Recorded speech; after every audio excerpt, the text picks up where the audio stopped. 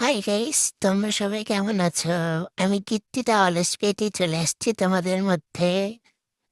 এখন আমি আছি আমার আম্মুর বড় একটা বাগানে। মরিচ, রসুন, তারপরে পেঁয়াজের গাছ, সেগুলো চেক দিতে আসছি আর কি। ও, তোমাদেরকে তো বলাই হয়নি, এটা আমার আম্মু আব্বুর নতুন ভাঙ্গা বাড়ি। মানে এখানে আব্বু চাকরি করে, তো সেই জন্য এখানে আম্মুকে নিয়ে আসছে, সাথে আমিও চলে এসেছি। একটু পরে আমার হুজুর বাবাকে দেখতে পাবে। ওই যে আমার হুজুর বাবা চলে আসছে। দেখো আমি গাছে উঠতে পারি। এই যে দেখো সবাই আমার হুজুর বাবাকে। তিনি কিন্তু একজন হুজুর, মানে সবাই কমেন্টে তাকে সালাম দিয়ে যাওয়া। দেখো আমার হুজুর বাবা আমার সঙ্গে পাতা দিয়ে খেলা করতেছে। ভাবছে যে আমি ধরতেই পারবো না, কিন্তু ও তো জানে না আমি কত চালাক, ওকে আশ্রয় দিয়ে দিয়েছি।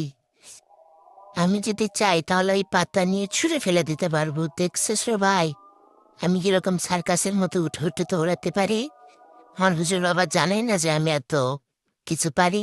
সে দেখেই তো অবাক হয়ে গেছে। হা হা হা। এখন আমাকে পাতা খাওয়াচ্ছে।